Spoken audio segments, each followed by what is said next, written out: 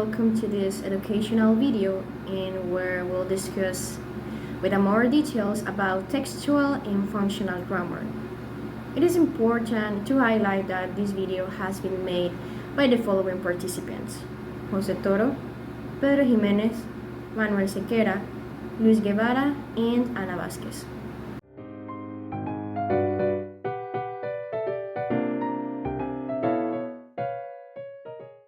So let's start with the first part of the video. It's important to define, in first place, what's textual and functional grammar. First of all, we have textual grammar. This grammar focuses on how sentences can be organized or structured to make sense as a whole. This grammar studies coherence, logical flow of ideas, and cohesion, the use of references, connectors, among others. So we have here a simple example in which we can see how textual grammar works. So in this first sentence we have, "He was very brave, then I fought the dragon. He had shiny armor." This sentence seems like he is lacking of order. So applying textual grammar, we can get a new order in the text. So the improved version will be, "The knight had shiny armor. He was very brave and fought the dragon." So in conclusion, textual grammar analyzes how sentences can be organized or connected properly to form a well-structured text. On the other side, we have functional grammar. This grammar focuses on how grammar can be applied in different functions in communication. So, as the previous grammar, we have a few examples to see how functional grammar works. The first example we have, it is, "Give me water." This sentence can be classified or tagged as a comment because someone is requesting us for water, but we don't have any option to say yes or no. We only have to do what the other person wants us to do. And the second example we have, "Can you pass me the water?" This sentence is made as a question shape, as a question form as well. So we can classify it as a polite request because we have the option to answer yes or no to this request. So even though the sentences talk about water, each has a different function. So in conclusion, functional grammar analyzes all these communicative purposes.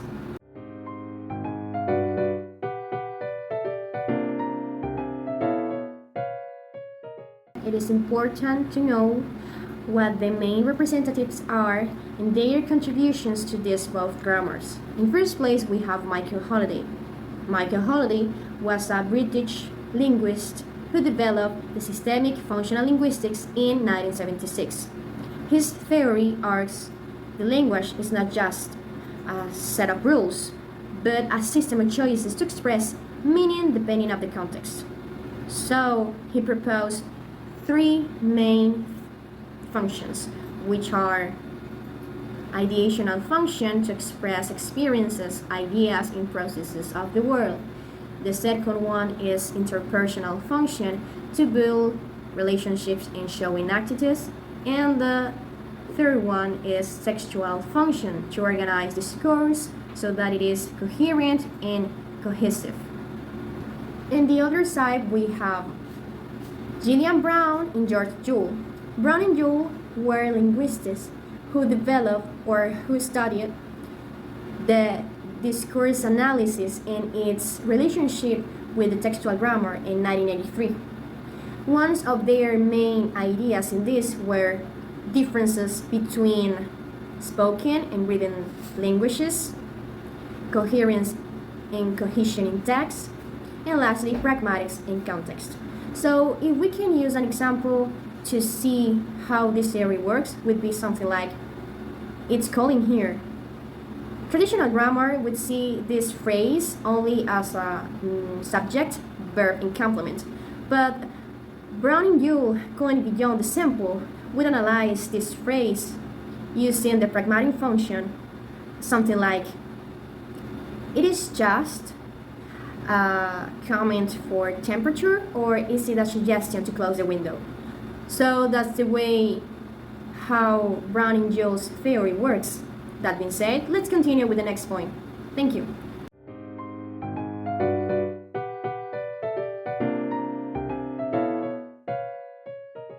Hi, my name is Manuel and today I'm going to talk about summatory of meaning and the concepts of linguistical. The first is a conception of the language. This system of the symbols. Language is a view of sets of symbols, words, morphemes, and that represent concepts and objects. In this form, I have a cognitive faculty. In this case, it's considered that human mental capacity, exploring how it's a process and represent the brain. Another one is a social practice. This role is social interaction and cultural context in embarrassment. And another one is a tool of throw. Language is organized and shows to organize a flow. And the number two is a basic principles. In this case, I have the first is descriptivisms and prescriptivisms. Modern linguists prefer to describe actual language use rather and thus pose roles. Another one is a competence and versus performance. Competence is internal language knowledge and performance is in actual use. Another one, universally versus variation. Universal principles are false, but linguistical diversity is social study. Forms versus function. Both language structures and communicative use are analyzed. We have another one is signifier and signifier. The relationship between a word forms in this concept. And the number three of the final point for me is a grammar organization. In this case, we have another six. How, for example, phonology is the study of language sounds. Morphonology is the study of words information. Syntax is the study of sentences structure. Semantic, in this case, is the study of the meaning. Pragmatic is the study of the languages using context. And we have in this case another one is discourse of analysis. Is the study of syntax and conversation.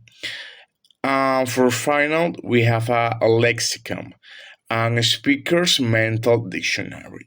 So in this case, or in this concept formed, the function of the understanding how language works and how study of the language. Thanks.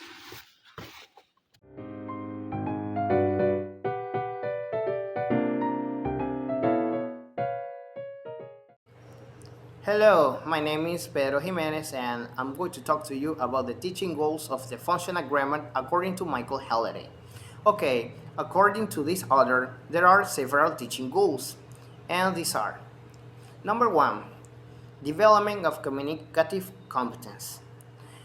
Functional grammar seeks to ensure that students not only understand grammatical rules, but also are able to use language effectively in different communicative contexts. This involves understanding how language choice affect meaning and interaction. Number two, focus on meaning and use.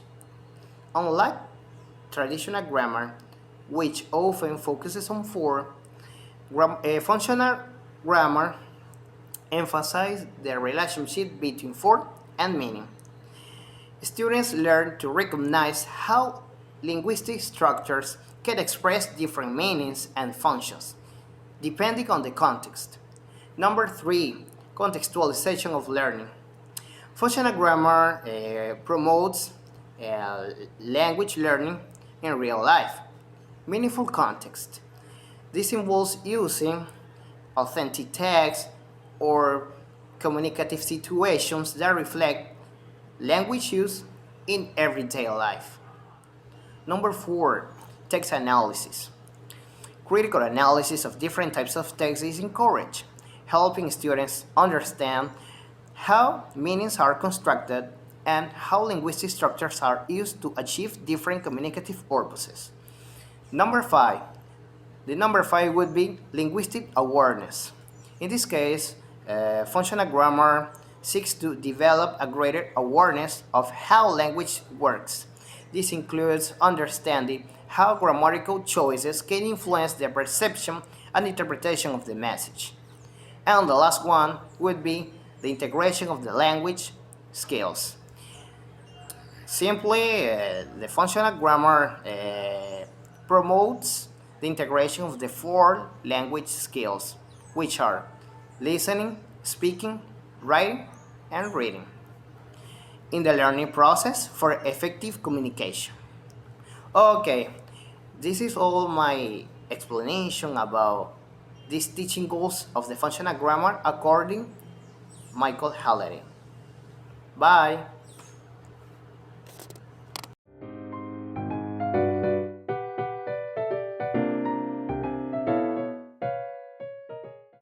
Hello, my name is Luis Guevara and I'm going to talk about the contribution of textual grammar in grammar overall.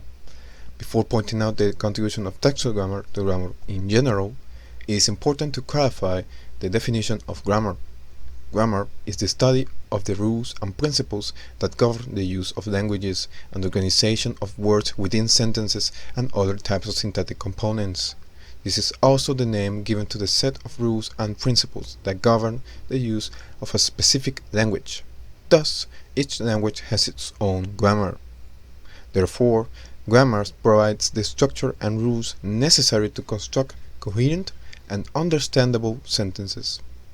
On the other hand, textual grammar studies text as linguistic units higher than the sentence. Its contribution is to enable the understanding of text and the distinction between textual structures. The contributions of text grammar are the following.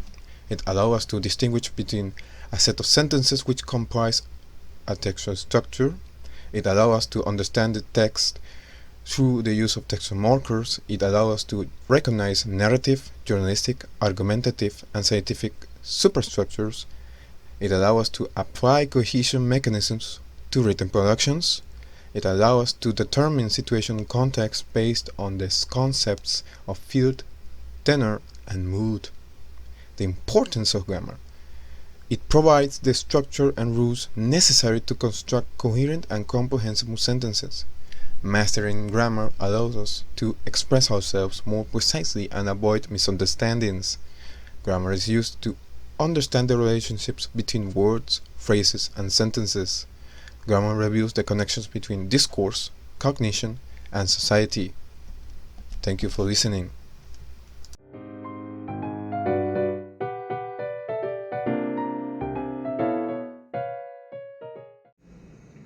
Hello, my name is José Toro and now we are going to talk about the limitations of this approach to the field of grammar itself. Even though this approach is recent and offers a more pragmatic point of view, it's not without its critics. Some linguists argue that it focuses too much on meaning and context at the expense of formal structures. Others believe that its emphasis on flexibility can lead to ambiguity, making it difficult to establish clear rules for language use. Besides that, the fact that this approach examines how people use language in context brings the problem of the subjectivity. Interpretations can vary widely. For example, what one person sees as a polite request, another might interpret it as overly formal or even sarcastic. This variability can make it challenging to apply functional grammar consistently, particularly in language teaching. Teachers must spend more time explaining the concepts. Functional grammar is more complex than traditional grammar, which has more straightforward rules. Functional grammar requires a deeper understanding of context, function, and meaning. It's very time consuming and all that involves studying the terminology, and at the end of the day, there will always be some degree of arbitrariness in language structure and the way we use it in real life.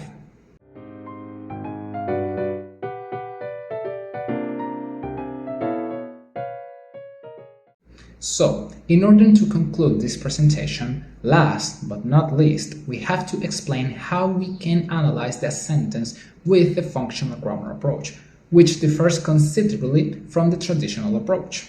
For doing it, first we have to make clear some key concepts, starting with theme and rhyme, which make up the textual metafunctions. The theme is the element which serves as the point of departure of the message. It is the part of the sentence that introduces the topic or what the sentence is about. It sets the stage for the information that follows. Think of it as the all or known information that the listener is already familiar with. Theme can be identified as that element which comes in first position in the clause.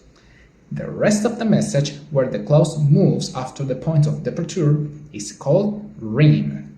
The rhyme is the part of the sentence that provides new information or what is being said about the theme. It's the new or unknown information that adds to the conversation. The clause as message is organized into theme plus rhyme. For example, in the sentence, "The cat is sleeping on my bed," the cat is what we are talking about, and "is sleeping on my bed" tells us something new about the cat. The theme of a clause is frequently marked off in speech by intonation, being spoken on a separate tone group. This is important because the theme is not necessarily a nominal group, but it can be an adverbial group or prepositional phrase, like the following examples. As the sun began to set, the children raced toward the playground. Or, with tears of joy, he hugged his daughter. Under the lens of functional grammar, context plays a fundamental role. The features of context that we can analyze within a communicative situation are addressor, addressee or audience, topic, setting, channel, message form, event, key, and purpose. Let's take the following sentence that we could listen from a friend talking to another in a mall as an example. "I'm sure you're not capable of talking to that girl over there." Addressor, one of the friends, let's say Manuel, and the addressee, the other friend, let's say Luis. The topic is Manuel's certainty about what Luis is not capable of doing. The setting, a mall in Valencia, for example. Channel, spoken, message form, a declarative statement. In the event, Manuel says Luis is not capable of talking with women. Having these elements defined, key and purpose may vary. We can try to look beyond the textual to seek an interpretation. And to do this, we need to know the speech acts, which in short are those actions that we can carry out through language. The speech acts can be representatives like statements, claims, hypotheses, descriptions, and suggestions. Commissives like promises, pledge, threat, and vows. Directives like command, request, challenge, invitations, and dares. Declarations like blessings, firings, baptisms, arrest, marrying, etc. And verdictives like ranking, assessing, appraising, or condoning. The speech acts lead to the interpersonal metafunctions. We could imply that Manuel's statement purpose is a challenge to Luis, which means that the speech act is directive and the key can be defiant and or mocking.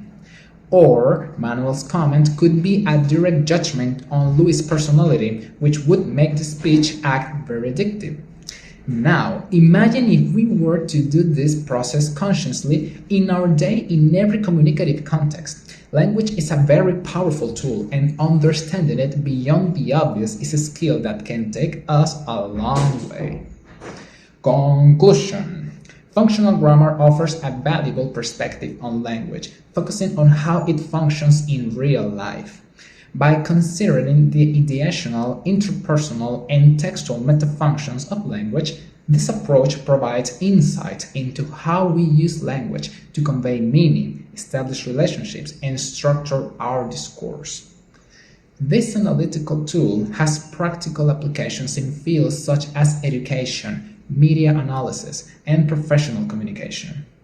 Despite its challenge, functional grammar remains an important tool for understanding the dynamic and flexible nature of language. Thank you for watching this video. I hope you enjoyed our presentation.